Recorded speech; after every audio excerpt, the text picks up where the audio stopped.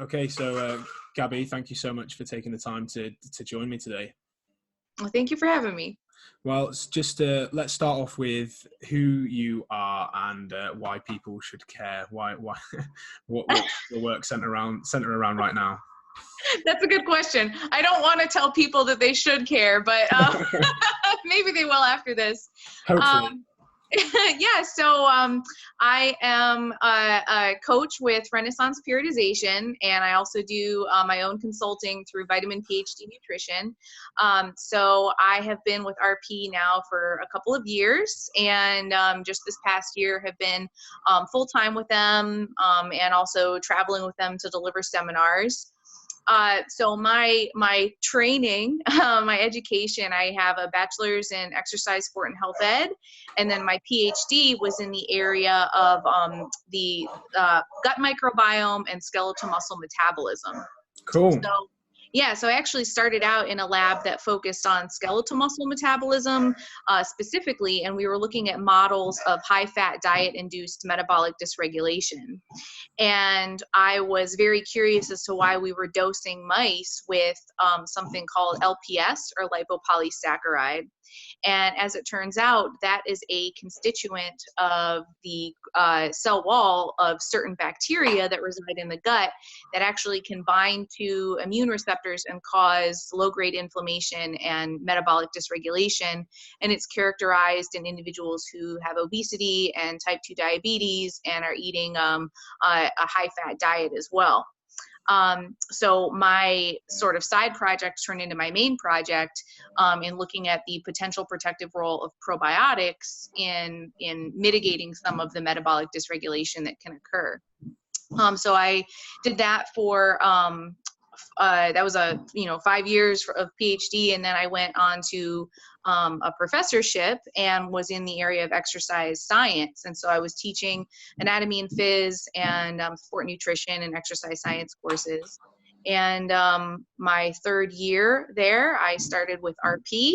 And then after a year of doing both, I switched over to RP full time. And so now I primarily talk about sort of the hot topic of gut health, which is sort of an amorphous term, but really I try to bring light to an area that is pretty complex and contains a lot of sort of myths and misunderstandings, and really talk about gut microbiome science rather than sort of just, trendy gut health stuff.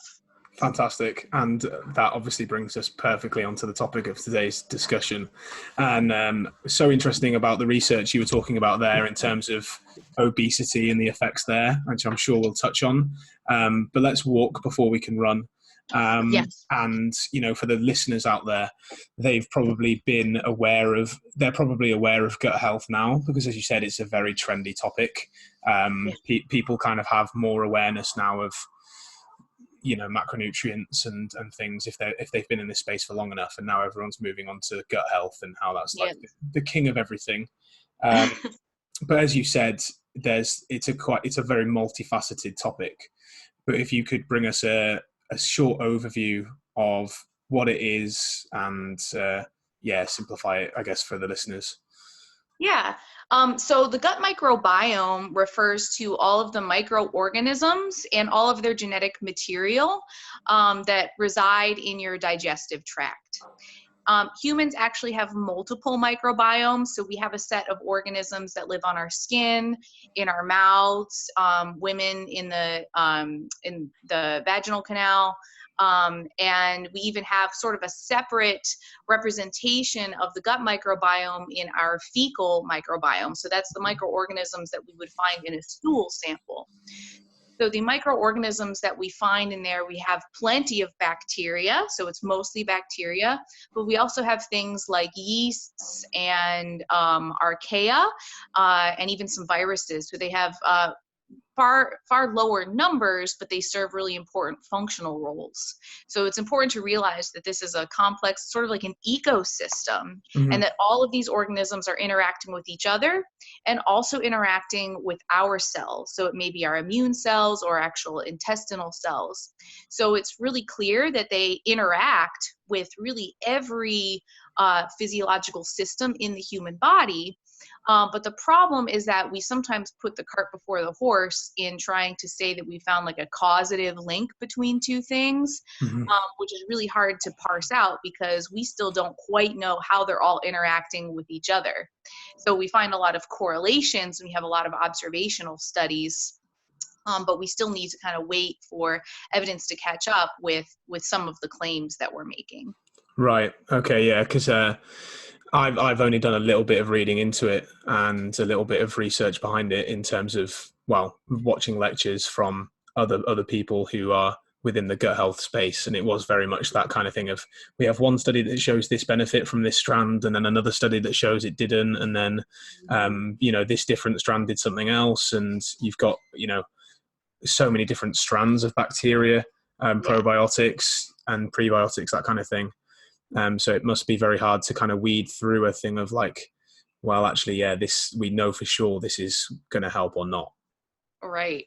Yeah, there are just a few. I mean, I would say probably the breadth of evidence right now, we have some pretty strong support for some things. Like we can be pretty certain that if you have a fiber deficiency, that's going to negatively affect the microbiome because those bacteria need fibers as an energy source. So that's one thing. So we know that having a diet that is plentiful in fiber and plant material is really beneficial. But when people are making certain claims, like you said, about like probiotics or specific supplements, it's either that it hasn't been looked at or it's been looked at and we have conflicting findings because,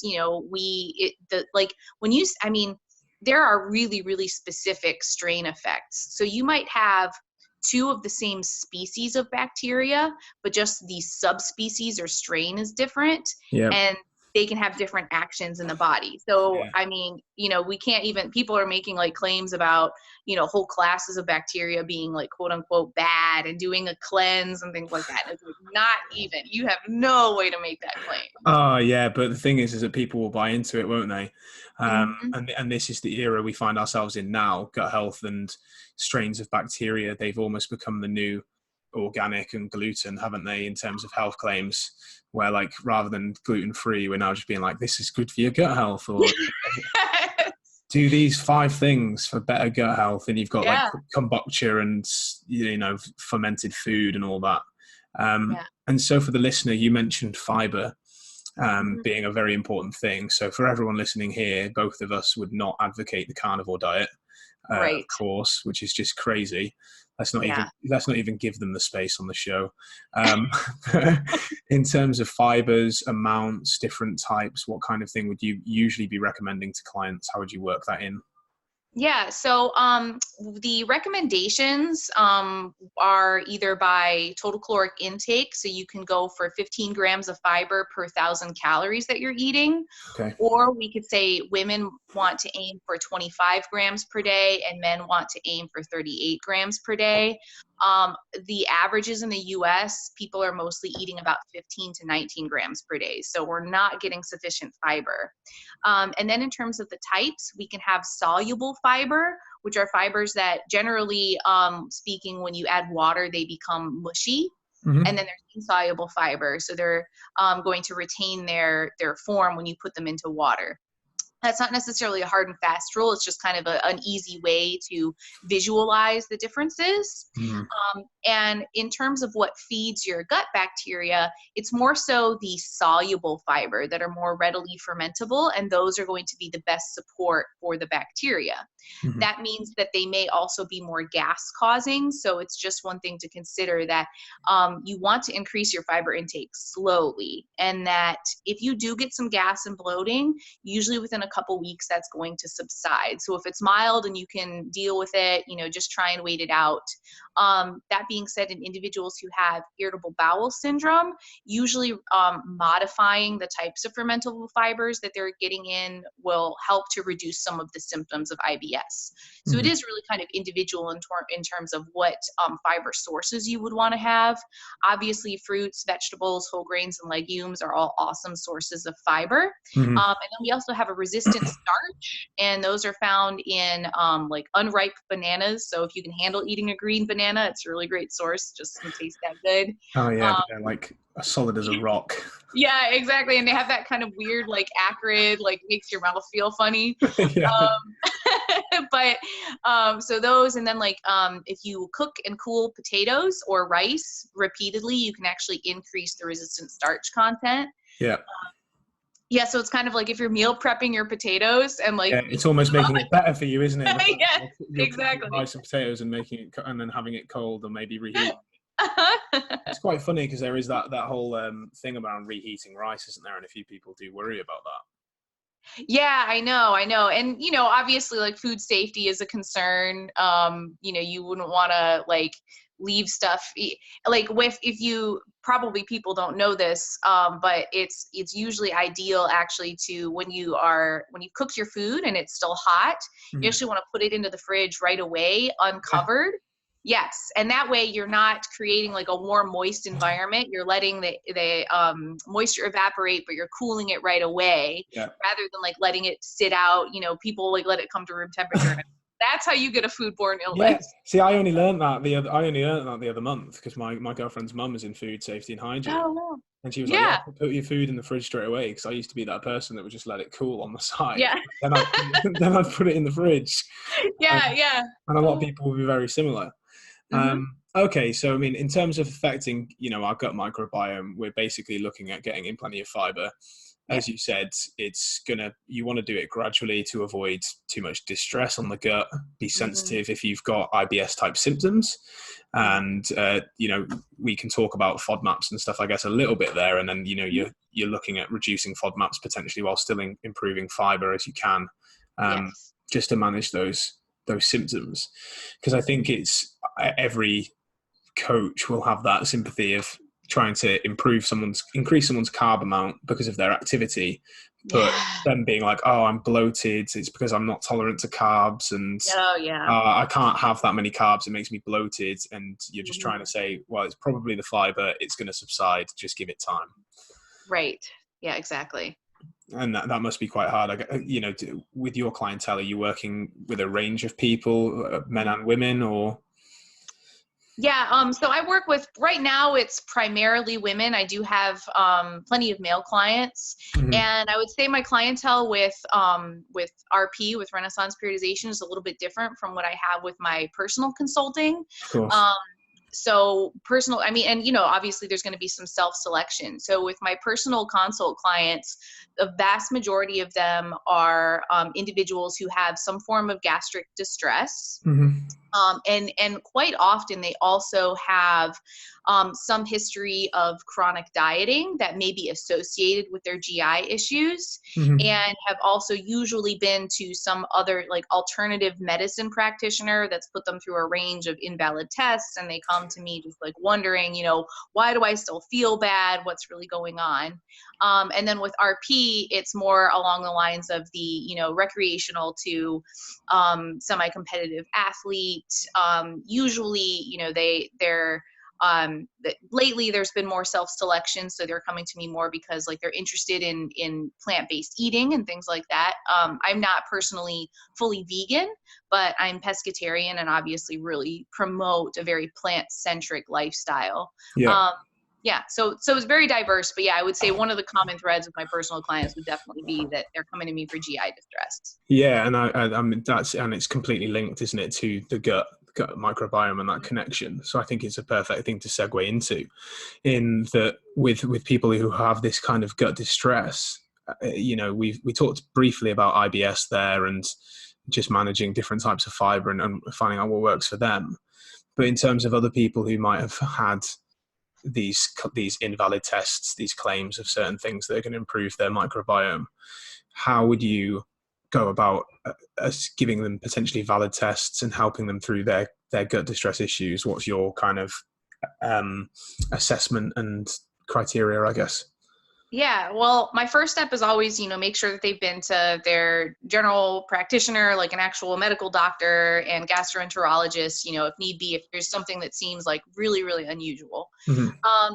Now, I don't, because I'm very aware of the limitations of these tests. Even, the GI map tests, we can identify some strains of bacteria and other organisms, so we can identify your fecal microbiome to some extent. But there are significant limitations in those tests that make them fairly biased and somewhat inaccurate, and really just a loose surrogate for what's actually going on in the entire gastrointestinal tract. So I'm very careful to make it clear that I'm not going to make claims about, rebuilding their microbiome or really modifying it, because there's not a valid way for us really to test that before and after. But I do, let them know that we can work on ways to improve their digestive comfort. So that means, reducing bloating, reducing gas, regulating the regularity of their bowel movements and making them comfortable. And then, like I said, kind of dispelling myths and getting them to a place where they're taking in sufficient fiber, and a variety of foods that don't cause GI distress. So my usual, where I would start with many people would be the FODMAP elimination testing and production process. So I have a systematic approach to doing that. And that has been hugely effective for so many people.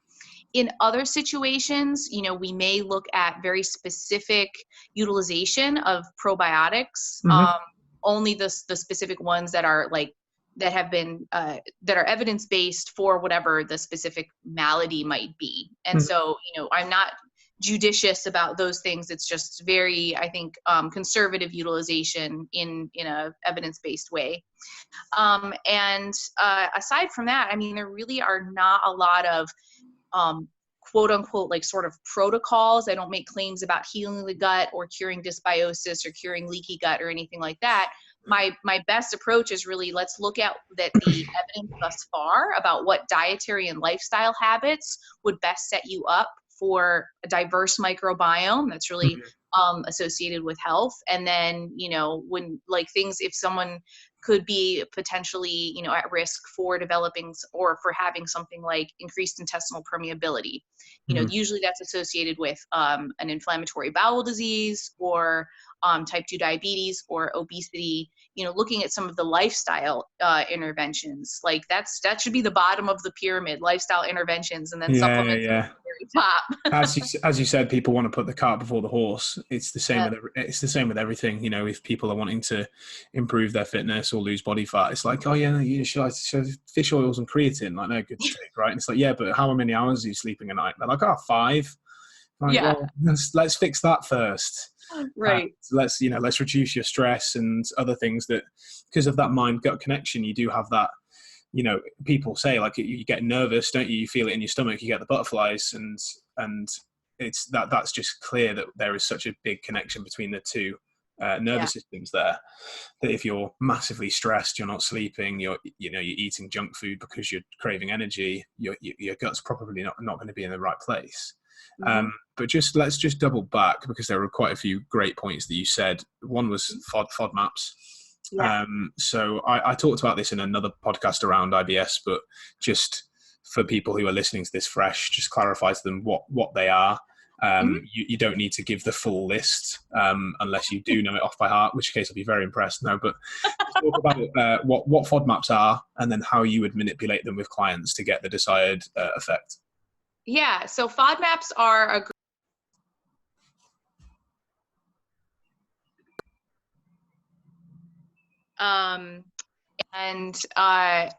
so they're not all fibers. The vast majority of them are fibers, but we also have some polyols in there as well, so like sugar alcohols. So I believe the whole acronym is the fermentable oligodie and monosaccharides and FODMAP. Monosaccharides and polyols. Yeah, and polyols, yeah. So off the top of my head, there are some that have come up so frequently that I remember them fairly well, like avocados, apples, broccoli, cauliflower. There are some nuts like cashews, even things like, and you know, and I'm listing these off. A lot of people are like, oh my gosh, these are nutritious foods that I eat every day. Yeah. And, you know, yeah. And I'm like, well, yeah, unfortunately, you know, that's the case, is that it's not that they're unhealthy or that they're bad for us. It's just that they are fermentable. And so that leads to gas production and also the production of beneficial short chain fatty acids. So that can be kind of a double-edged sword, though, because if we're producing, you know, too much of any of those, then we may have gas, we may have bloating, you could have increased or decreased transit, so we could have some constipation, some diarrhea. So the FODMAP elimination diet actually does have quite a lot of evidence to support its use in reducing the symptoms of IBS. Mm-hmm. But I think it's really important that we do that in a systematic way, you know, so that and there are different iterations. I've based mine off a few different resources, including Monash University. They really were the ones to develop this. So you start with a pretty limited range of foods that are very low in those fermentable fibers, and then after a while, once things have stabilized and a person's seen a huge improvement in their symptoms, then you start on the testing. And so I have a process of testing sort of each group individually, so starting with just fructose and then moving on to lactose, and then looking at some of the other sort of longer chains, more complex carbohydrates. And then at the end, you know, we can then start to identify what were the ones that you really seemed to react to. So you know, had, you know, apples and then saw a lot of bloating and gas and things like that. Then we could say, okay, it could be like a sorbitol thing. So we might want to limit your overall sorbitol load in the diet. And there are some foods that are super high in sorbitol. So then the next phase is just to provide them with education on what are the foods that are really high in sorbitol that you might want to, you know, reduce your intake of. And then there are some that a lot of people react to, like lactose. A lot of people are lactose intolerant. They're not producing that enzyme lactase, or sugar alcohols. Oh my gosh. Like when I was in Australia, it was amazing there, but I have to say, like, their protein bars, like, crazy. So many sugar alcohols. Oh my crazy. gosh. Oh, I know. I remember. I was out there for just a couple months at the start of last year. And I remember like trying to rely on, you know, potentially looking at protein bars as snacks, and then being like, yeah, crazy. I remember one time I was out on a boat for a few days, and so the only thing I had was like protein bars on me, and then the bloating. Oh no. the bloating was bad. The gas, you could like power the boat with it. Yeah, it was like, I need to try and, I was like, I'm glad we're going in the water soon type thing. I was like, yes. Need to throw away the rest of those bars. But that's, I mean, it's so true, isn't it? People, funnily enough, blame protein for bad gas. It's like a kind of like one of those myths, isn't it? Like, oh, all that protein in your diet is giving you gas, when actually it might just be like a sugar alcohol or a fiber thing. Oh yeah, absolutely. Yep. And people, unfortunately, we talked about it just before, like people blanket carbohydrates as a source of bloating and gas, or, you know, and then they'll completely abstain from all of them. Whereas actually a more systematic approach like FODMAP reduction would be a good idea. Exactly. And I love how you were quite systematic on maybe doing them a few at a time, so that you could actually get to the crux of it. And of course, if anyone feels like they're lactose intolerant, then they should go see their GP for a full test, as we sort of said at the start. Like, if you are worried about things, let's go for a full screening.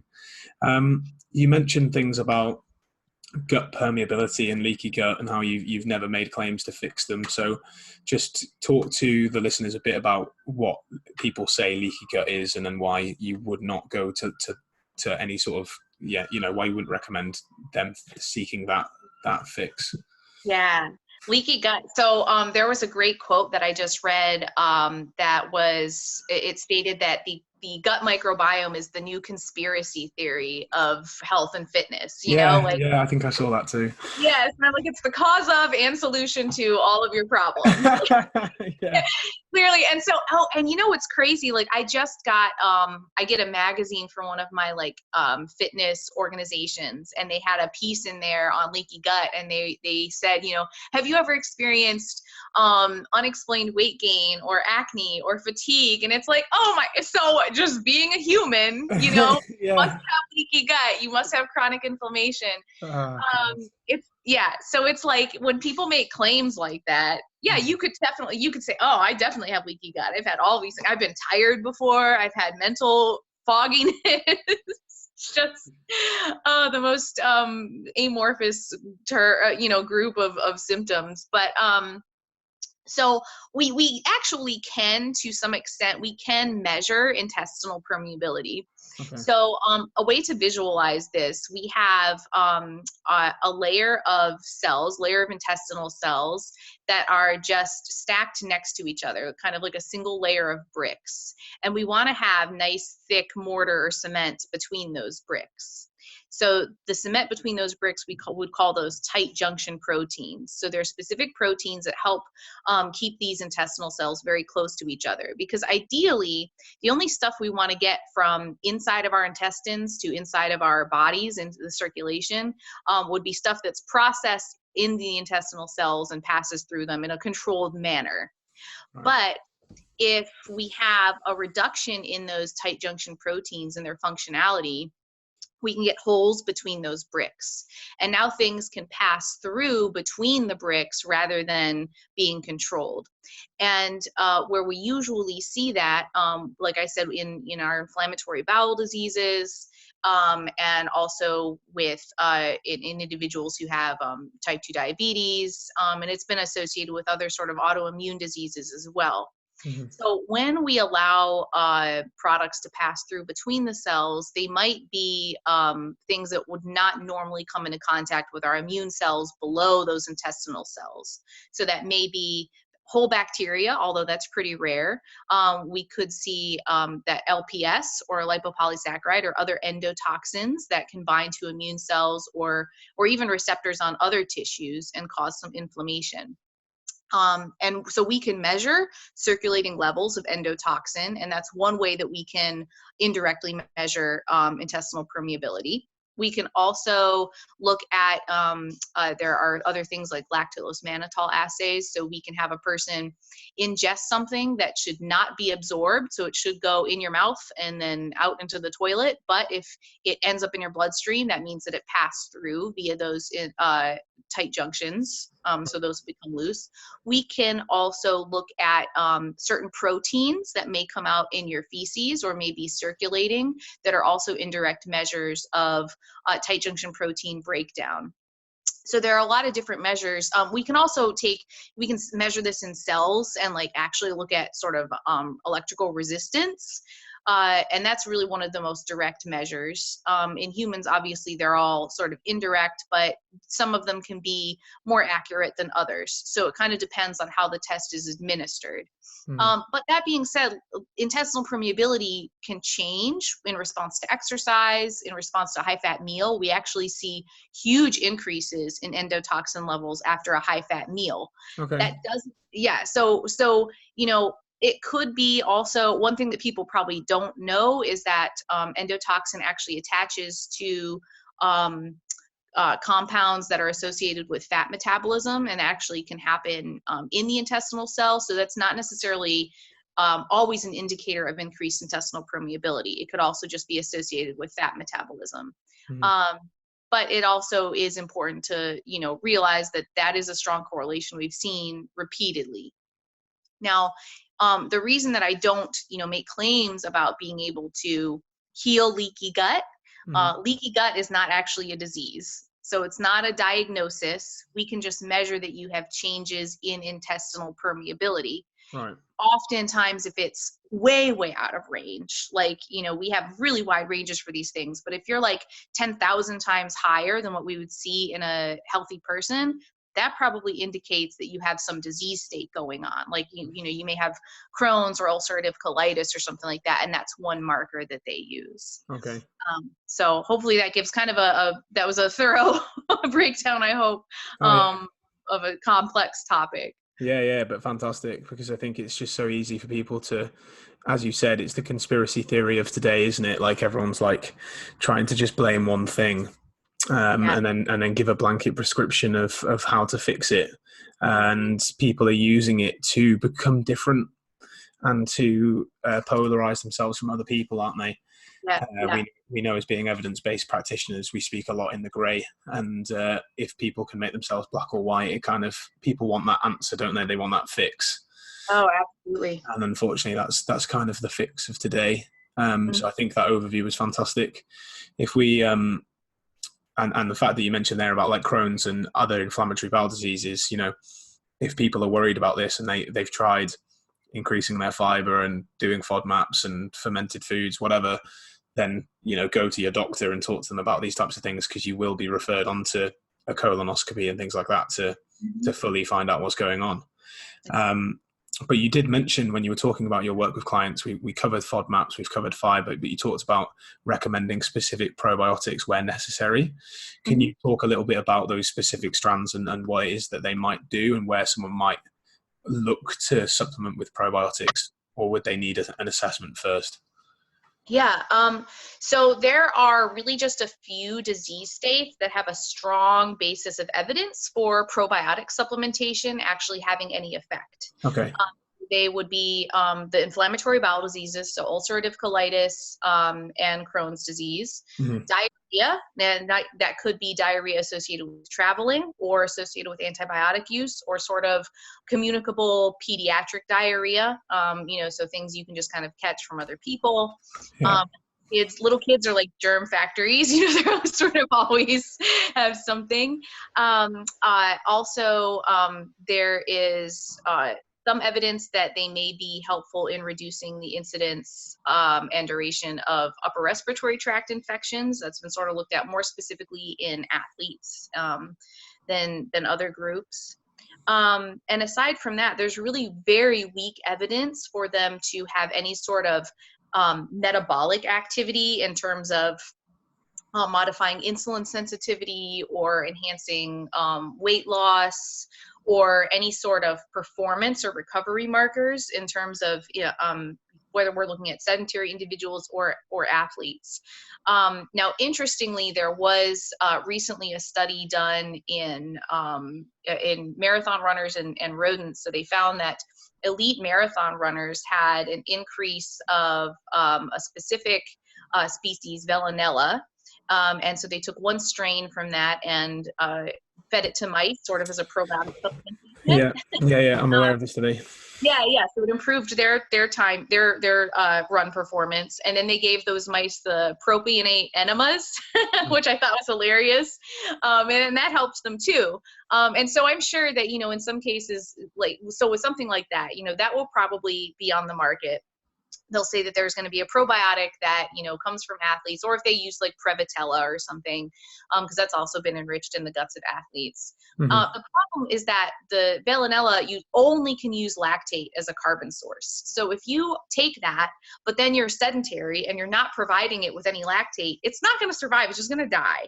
Yeah. And so if your diet and your lifestyle are not supportive of these probiotic bacteria that have specific needs and niches, they're not going to survive in your gut. So that's one, you know, to really be aware of. Like, these are living organisms and you have to feed them, you know, and they're competing for nutrients and real estate.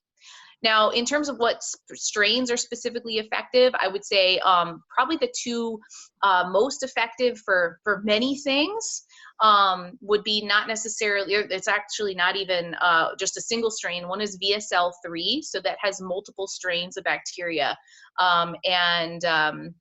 That contains, it's a bifido and lactobacillus blend. I think they may have some strep in there as well. Or maybe a staph. So people are like, oh my gosh, staph, that's a bad one. But it's like, again, it's strain specificity. So so that's one, VSL number 3. And the other one is S. boulardii, which is actually a yeast. And so S. boulardii looks like it's really, really effective for helping with diarrhea. And I think that's one that, like, a lot of, you know, if you're traveling and things like that, that might actually be worth looking into. And then, of course, the lactobacillus, a few different strains of lactobacillus seem to be pretty effective for at least pediatric diarrhea specifically, and then perhaps with the upper respiratory tract infections. So in most cases, you're looking at lactobacilli or bifidobacteria. Those are going to be kind of the most common. Recently, the bacillus has been popularized. Those are some spore-forming bacteria. They're soil-derived in many cases. And the idea there is that if they're producing spores, they don't have to be living. Those spores are sort of like dormant forms that will give rise to those bacteria. And there has been some, a couple small studies in those, but the problem with that is that, once again, if we're taking an organism that thrives in soil, or an organism that thrives in food, and then you put it into the gut, it's not necessarily going to thrive in that environment. Of course. Yeah. You have to feed that organism with your lifestyle and with your other current diet. As you said there, if you take that probiotic to improve your lactate performance, but then you're doing zero lactate work, you're just Yeah. going to die. Like, what are you doing that for?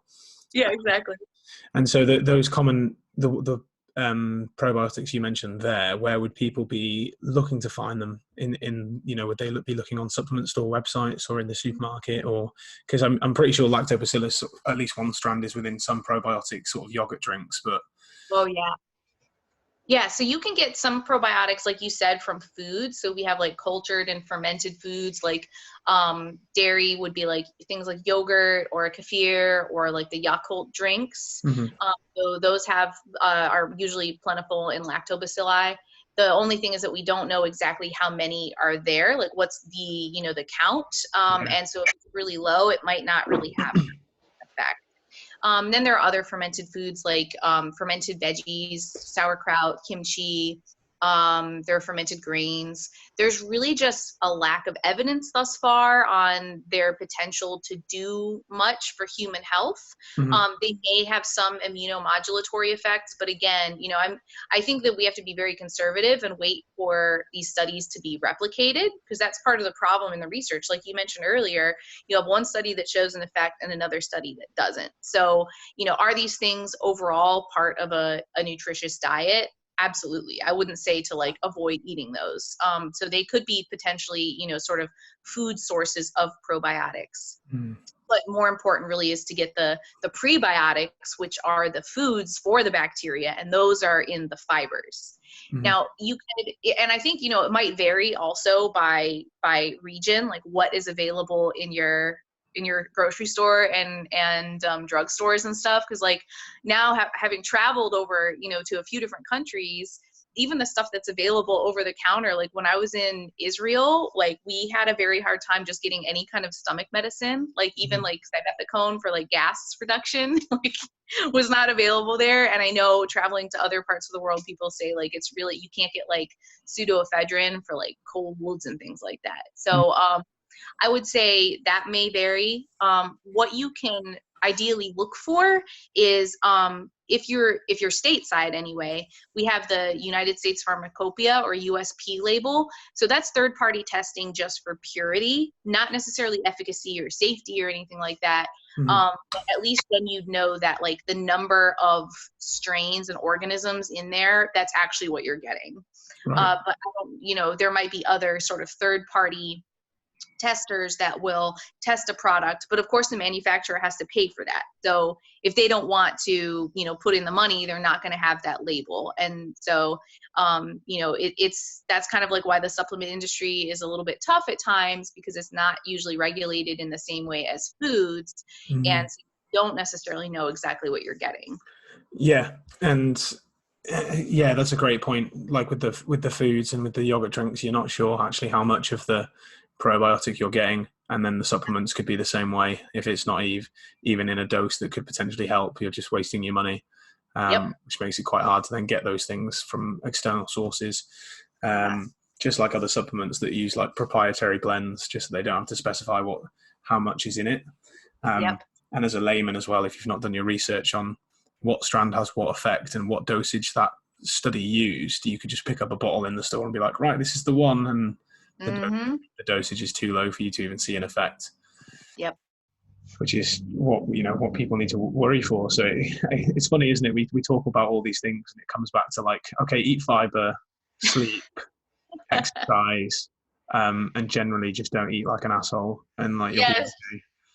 Yeah, exactly. Yeah, it's like just go back to basics. But I think, people want to have kind of, that quick fix or like a Band-Aid or something, or maybe they're just not they are not aware of like what they're actually eating and expending, and so they think like, oh, I haven't lost weight, there's got to be something wrong with my gut. And it's like, well, really it's just because you're in a neutral energy balance. You're just not in a deficit. There's nothing wrong with your gut. And like with healthy individuals who take a probiotic, there's a lot of evidence that shows that it actually does pretty much nothing, like goes in one end and out the other. And that's a good thing, because you don't want to have an ecosystem in there that is like so easily perturbed that you take one supplement for one day and then like everything's so different. Like you would not be able to withstand infections if that were the case. Yeah, you'd be so non-resilient, it would be untrue. Yeah. Yeah, it's as you said though, people want that one fix, they want that one thing to blame. And as you said, people can be unfortunately just unaware of what they're taking in or expending, or even if they're aware of what they're taking in, if their expenditure is off by some point and they're not losing weight, they'll just look to blame something else as opposed to adjust one of those two factors. Exactly.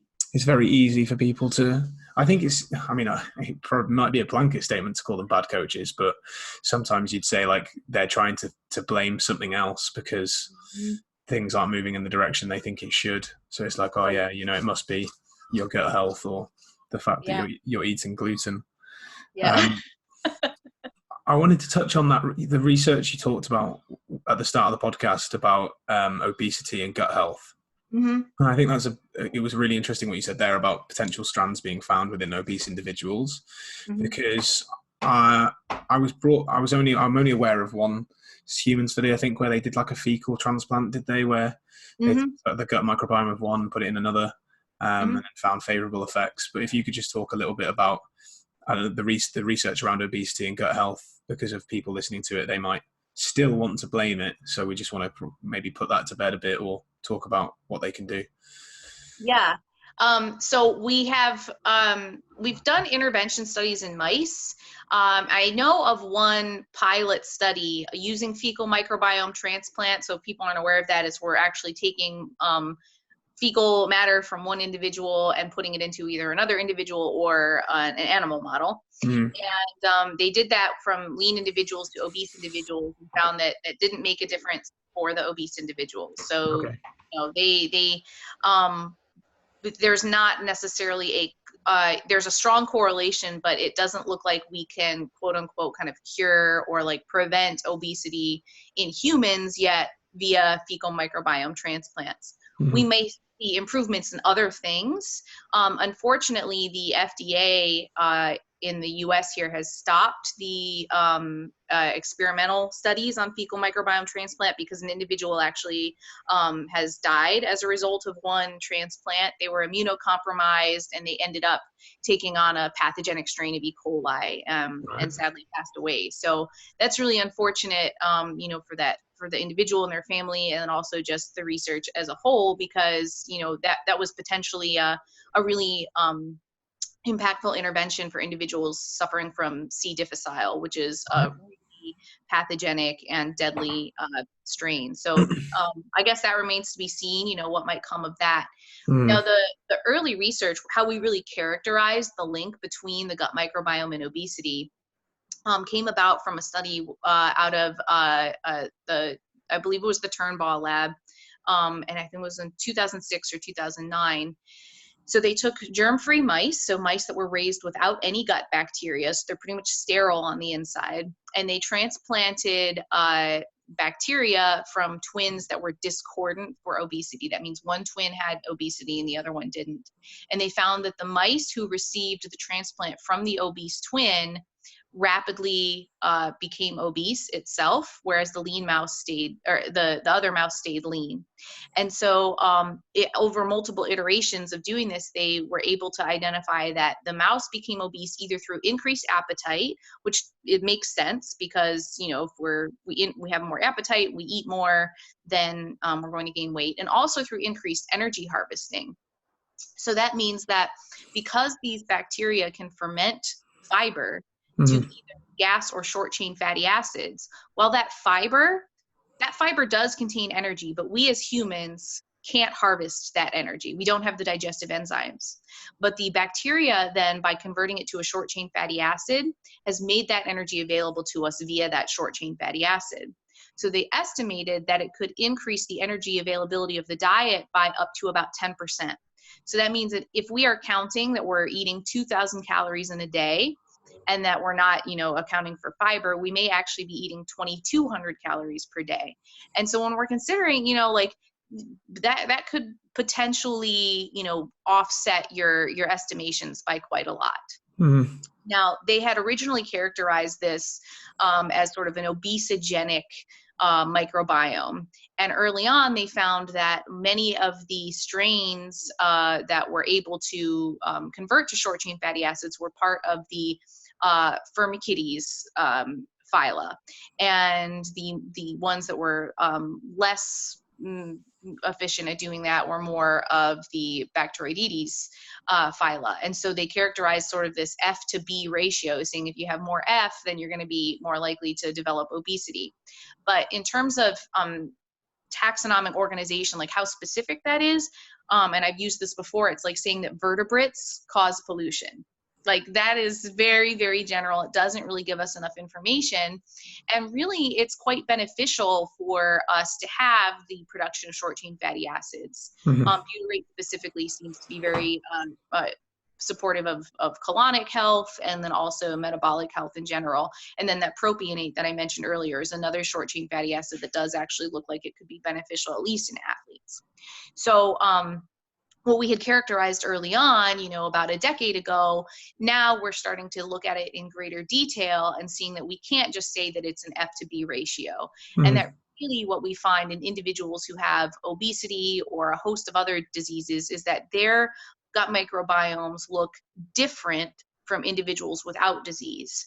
And we've characterized that as dysbiosis. So it's sort of an unfavorable relative abundance of species of bacteria, but our healthy controls look different around the world as well. And so it's hard to say that there's not a single profile of a healthy gut, because mm-hmm. It looks different depending on whether you're from Korea or the United States or West Africa. Right. Okay. Yeah, I get what you mean. Mm-hmm. Yeah, it's and of course, so it's if you haven't got like a model, a perfect model of gut microbiome, it's like, well, they're different, but so are these people's, and they're still healthy and free of disease. And it's almost, it goes back to that point of putting the cart before the horse. You're almost thinking, well, if you're obese, but you're, you're not getting enough sleep, you're not moving a lot or at all, and you're overeating, and diet quality is very poor, mm-hmm. then it's like your gut microbiome isn't going to be healthy, but fixing the gut microbiome isn't going to fix those lifestyle issues. Right, exactly. It's more the other way around. Like you probably will see improvements, and when I say improvements, I mean increased diversity mm-hmm. from doing all of those things. So it's such a great point that we do see that it correlates strongly with obesity, but what else correlates strongly with obesity? All of these lifestyle factors. So It's, again, we can't say that it's, we don't know which comes first, the chicken or the egg. And we can't point to a specific strain and say, oh, it's that guy's fault. Get rid of him. Yeah. And I think, again, it's just a note to the listeners who hopefully will know by now, you just can't, when anything says we've observed this or we've correlated this, you can't then just factor causation into that as much as a headline would like to, because mm-hmm. you're not taking into account compounding variables. And it's like saying just because overweight people drink more diet drinks, that therefore diet drinks cause you to put on weight, which is just ludicrous when you think about the science. Yep. But we don't need to go down that rabbit hole at all. I think we've given the listeners a lot to ponder on. If they want to find out more about you and more of your work, where would be the best places for them to go? So I am on Instagram and Facebook as Vitamin PhD. I have a website that I used to blog. I don't really blog anymore, but it's have tough, all. Isn't it? It's tough. It is. Oh my gosh. But I have, I try to keep a list of all of the podcasts that I've been on, and then any sort of, promo codes to events or videos that we've done from events and things like that. So tons of resources. That's on vitaminphdnutrition.com. And I also have that posted in the bio on my Instagram. So that's probably one of the best places. I do have a chapter on gut health in the RP Diet Book 2.0 that we just released a few months ago. Mm-hmm. That's sort of an intro, sort of like a little bit of a primer. Writing a much longer and more intensive book now on gut microbiome science. So that's going to be associated with pretty much all organ systems in the human body, you know, as much evidence as we have for all of those, covering all that. And yeah, keep your eyes peeled. I am traveling a ton now. And so, you know, I'll be posting up on Instagram where I'm going next in the world and doing seminars. So come out and say hi and talk to me about your poop. Yeah, such a good way to end. Don't be afraid. If there's something going on down there, don't be afraid to bring it up. It's a good point, I guess, but don't be too quick to overanalyze your gut microbiome before you fix the lifestyle first. Fiber and lifestyle, if we could put it into bite-sized chunks. Absolutely. But perfect. Yeah, I'll link obviously those links to the show notes. I can obviously highly recommend you on Instagram because that's where I first connected with you as well. So keep up the great work, and thank you again for coming on. Really appreciate it. Thank you.